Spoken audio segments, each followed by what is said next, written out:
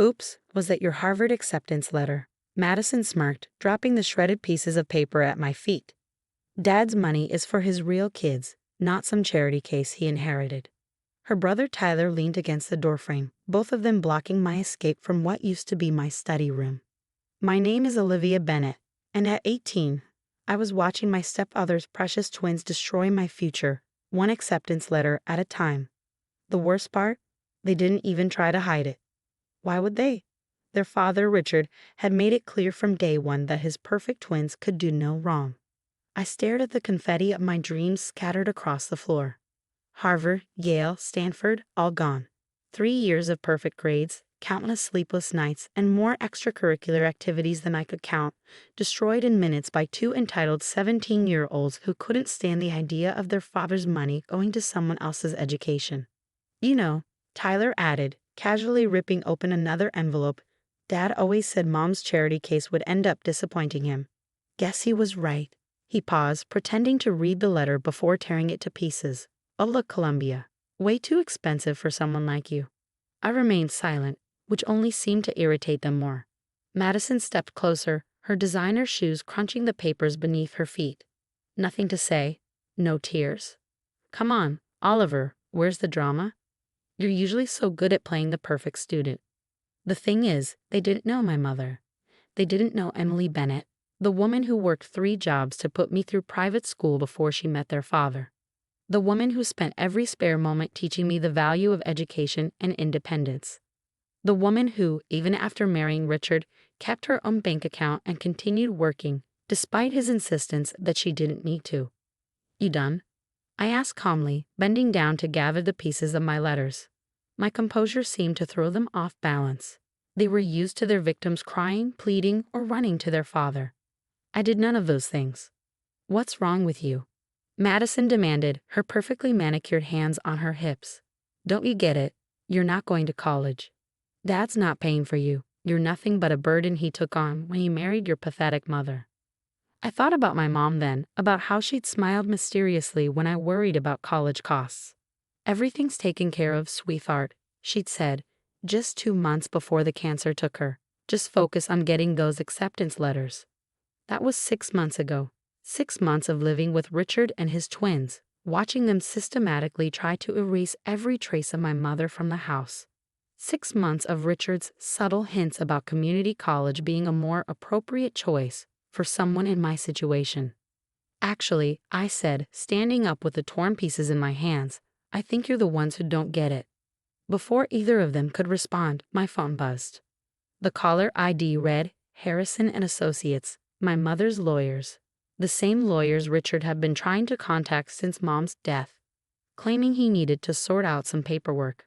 Excuse me, I said, stepping between them. I need to take this call. Whatever, Madison scoffed. Probably the financial aid office calling to reject you. Come on, Tyler, we're done here. I waited until they left, their laughter echoing down the hallway before answering the call. Hello? Miss Bennett? This is James Harrison. I apologize for the delay, but as per your mother's instructions, we were to wait until you received all your college acceptance letters before contacting you. I looked down at the shredded papers in my hand. I received them. Excellent. Your mother left specific instructions about your education fund. Would you be able to come to our office tomorrow at 2 p.m.? There are some documents you need to sign now that you're 18. Education fund. I felt a smile tugging at my lips as pieces started falling into place. Of course, Mr. Harrison. Should I bring my stepfather? There was a pause on the other end. That won't be necessary. Your mother was very clear about keeping this matter between you and the firm. She mentioned something about preventing external interference with your choices. Even after death, my mother was protecting me. I thought about all those extra hours she worked, even after marrying Richard. The mysterious appointments she kept. The quiet smile when Richard talked about his plans for the twins' education. Miss Bennett, Mr. Harrison's voice brought me back to the present. One more thing, your mother left a letter for you. She asked us to give it to you along with the fund documentation. Thank you, Mr. Harrison. I'll see you tomorrow. Mr. Harrison smiled. Emily was quite savvy with investments. She also had a substantial life insurance policy that she kept separate from her marriage to Richard. She was adamant about maintaining financial independence. He pulled out an envelope cream-colored with my name written in my mother's elegant handwriting. She asked me to give you this once everything was in place. I opened the letter carefully, my heart racing as I began to read. My dearest Olivia, if you're reading this, then you've received your college acceptance letters, and I'm no longer there to celebrate with you. I'm sorry for that, sweetheart, but I'm not sorry for preparing you for this moment. I knew when I married Richard that his children would never accept you. I saw how they treated others, how they viewed money as their birthright rather than a privilege. Richard indulged them too much, and I worried about how that would affect your future. That's why I never stopped working, never fully combined our finances. Richard called it stubborn pride, but it was actually maternal instinct. I needed to ensure that your dreams wouldn't be at the mercy of others' generosity or lack thereof. This fund is yours, completely separate from Richard and the twins. Use it wisely, but don't let anyone make you feel guilty for having it. You've earned this through your hard work and dedication. Remember what I always told you. Education is the one thing nobody can take away from you. All my love, Mom. I wiped away tears as Mr. Harrison discreetly pushed a box of tissues toward me. There's more, he said gently. Your mother left specific instructions about handling any interference with your college applications. He pulled out another document. She suspected someone might try to sabotage your opportunities. That's why she had me maintain direct contact with each university you applied to. We have copies of all your acceptance letters, safely stored here. I thought about Madison and Tyler, so smug as they shredded my letters, thinking they were destroying my only copies. Mom had outmaneuvered them before they even knew there was a game to play. Additionally, Mr. Harrison continued, the trust is structured so that neither Richard nor his children can contest it. Your mother made sure of that. Just then, my phone started buzzing with texts from Madison. Where are you? Dad's looking for you. He wants to talk about realistic college options, lol. Better hurry home before you lose your room too. I showed the messages to Mr. Harrison, along with the photos I'd taken of the shredded acceptance letters. He frowned. This is exactly what your mother wanted to protect you from. Would you like me to handle the situation? I thought about it for a moment. Not yet. I think Mom would want me to handle this my way. He nodded approvingly. Just like Emily, she never rushed into confrontation either. Always waited for the right moment. As I left the office, I felt lighter somehow. The weight of uncertainty that had been crushing me since Mom's death was gone, replaced by a sense of quiet confidence. When I arrived home, Richard and the twins were waiting in the living room, their expressions a mixture of smugness and false concern. Olivia, Richard began, using his reasonable parent voice. Madison and Tyler told me about what happened with your college letters. While I don't condone their methods, perhaps this is an opportunity to discuss more suitable options for your future. I sat down calmly, noting how the twins shifted uncomfortably at my lack of distress. What's wrong with her? Tyler whispered to Madison. She should be crying or something. Actually, I said, my voice steady. I already have my college plans sorted out. Mom made sure of that. Richard's patronizing smile faltered slightly. Now, Olivia, I know Emily had ambitious dreams for you, but we need to be realistic about financial limitations. I thought about the trust fund documents in my bag, about Mom's letter, about all the times she'd worked late while Richard took the twins on shopping sprees. You're right, I said, watching their faces light up with premature victory. We should be realistic about finances. That's exactly what Mom was, realistic, but I think we should save that discussion for tomorrow. Mr. Harrison would explain it better than I could. The color drained from Richard's face. Harrison, Emily's lawyer? What does he have to do with this? I stood up, enjoying their confused expressions. Everything. He has to do with everything. But don't worry, you'll all find out soon enough. As I walked upstairs, I heard Madison's shrill voice. Dad, what's going on? Why does she look so happy? I closed my bedroom door, silencing their worried conversations. Pulling out Mom's letter again, I read it one more time, imagining her voice, her quiet strength. Tomorrow would bring chaos, I was sure. Richard would bluster about family loyalty, the twins would throw tantrums about fairness, but none of that mattered anymore. Mom had given me more than just financial security. She'd given me the power to choose my own path.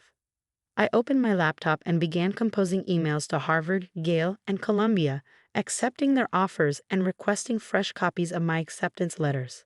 Let Madison and Tyler keep the shredded ones as souvenirs. I had bigger things to focus on. My phone buzzed again, more demanding texts from the twins, but I ignored them. Mom always said that true power lies in knowing when to act and when to stay quiet. Right now, silence was my greatest weapon. Tomorrow would be soon enough for revelations. Tonight was for making plans that would make my mother proud.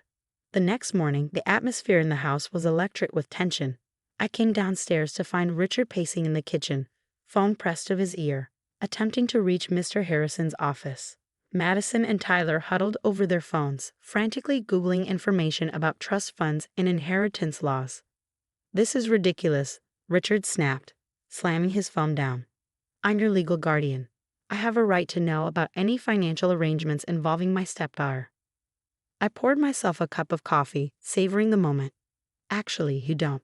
Mom made sure of that." Before he could respond, the doorbell rang. Mr. Harrison stood there, impeccable in his charcoal suit, holding a briefcase. Behind him was a woman I recognized from photos. My mother's older sister, Aunt Sophie, whom Richard had conveniently forgotten to invite to family events since Mom's passing. "Perfect timing," I said, letting them in. "We were just discussing Mom's arrangements." The twins scrambled to look presentable while Richard straightened his posture, switching to his business persona. "Mr. Harrison, this really isn't necessary. Family matters should be handled within the family." "That's exactly why I'm here," Aunt Sophie interjected, her voice carrying the same quiet strength my mother's had. "Because family matters." Mr. Harrison set his briefcase on the dining room table. "Miss Bennett has asked me to explain the details of her mother's educational trust fund, as well as address some concerning behavior regarding her college acceptance letters." He pulled out the photos I'd taken of the shredded letters. Madison's designer shoe prints were clearly visible on the fragments. The twins shifted uncomfortably. "That's just silly teenage drama," Richard attempted to dismiss it. "Nothing worth involving lawyers over." On the contrary, Mr. Harrison continued, "Attempting to interfere with someone's educational opportunities is a serious matter, especially when the person in question has been accepted to several prestigious institutions." He produced copies of my acceptance letters, pristine, official, and very much valid. The twins' faces paled. "Now, regarding the trust fund," Mr. Harrison opened another folder. "Emily Bennett established this fund 5 years ago, using her inheritance, personal savings, and investment returns. The total amount, as of today, is sufficient to cover Miss Bennett's undergraduate and graduate education at any institution of her choice, with considerable funds remaining for living expenses." Richard's jaw tightened. "Emily never mentioned any of this." "She didn't need to," Aunt Sophie spoke up. "My sister was smart enough to know that some people might try to interfere with Olivia's future. She protected her daughter the best way she knew how, by being prepared." Madison stood up suddenly. "This isn't fair. Dad, you can't let her have all that money." "What about our college funds?" "Your college funds," Mr. Harrison noted dryly, "remain exactly as your father arranged them. This money has nothing to do with your father or his assets. It comes solely from Emily's personal resources." Tyler, always quicker to understand financial matters than his sister, slumped in his chair. "We can't touch it, can we? Any of it?" "No," I said simply. "You can't." Richard made one last attempt to assert control. "Olivia, be reasonable. We're your family now. We should discuss this together, make decisions as a unit." "Family?" Aunt Sophie's laugh was bitter. "Is that what you call people who destroy college acceptance letters, who try to crush a young woman's dreams out of spite?" I raised my hand, silencing the brewing argument. "I've already made my decisions. I'm going to Harvard in the fall. The trust fund will cover everything I need." And I added, looking directly at Richard, "I'm moving in with Aunt Sophie until then." "You can't just leave," Madison protested. "Dad, tell her she can't leave." But Richard's power was crumbling before our eyes. The man who'd spent years subtly undermining my achievements, who'd allowed his children to bully me while preaching about family unity, finally realized he had no control over this situation. "There's one more thing," Mr. Harrison said, pulling out a final document. "Emily left instructions about the house." Richard's head snapped up. "The house is in my name." "The house," Mr. Harrison corrected, "was purchased jointly, with Emily contributing 60% of the down payment. Her will specifies that her share passes to Olivia upon her 18th birthday. The silence that followed was deafening. So I said, standing up, you all have two choices. Either we can arrange a buyout of my share of the house, or we can put it on the market and split the proceeds according to the ownership percentages. Madison burst into tears, while Tyler stared at the table, his earlier arrogance completely deflated. Richard looked like he aged 10 years in 10 minutes. I'll start packing my things, I announced. Aunt Sophie, could you help me? As we climbed the stairs, I heard Madison's shrill voice. Dad, do something. But there was nothing he could do. My mother, brilliant and foresighted as always, had made sure of that. In my room, Aunt Sophie helped me pack while sharing stories about Mom, stories of her strength, her determination, her quiet ways of fighting battles nobody knew were happening. Your mother, she said, carefully wrapping Mom's photo frame, always said that the best revenge isn't about hurting others, it's about making sure they can't hurt you. By evening, my things were packed and loaded into Aunt Sophie's car. The twins had retreated to their rooms, their world of privilege and entitlement shaken to its core. Richard stood in the doorway, watching as I prepared to leave. You know, I said, turning to him one last time, Mom never wanted this kind of division. She just wanted me to have a fair chance at my dreams. He nodded slowly, perhaps finally understanding the woman he married and lost. Emily was. She was always smarter than I gave her credit for. Yes, I agreed, she was. As we drove away, Aunt Sophie glanced at me. You handled that very gracefully. Emily would be proud. I touched the locket containing Mom's picture. She taught me well. Sometimes the biggest victories come from simply being prepared. 2 months later, I stood in my dorm room at Harvard, unpacking my things. Madison and Tyler had started at the State University. Their father's financial troubles after the house buyout had affected their college choices considerably. On my desk, I placed the framed photo of Mom and me from my high school graduation. Next to it, I set a small box containing the shredded acceptance letters, a reminder that sometimes the best response to cruelty is simply to succeed. My phone buzzed with a text from Aunt Sophie. First day of classes tomorrow. Emily would be so proud of you, honey. Show them what a prepared woman can do. I smiled, looking around at my new beginning. Mom had given me more than just financial security. She taught me the power of quiet strength, of planning ahead, and of never letting anyone else define my worth. Sometimes the best revenge isn't about getting even. It's about getting ahead, on your own terms.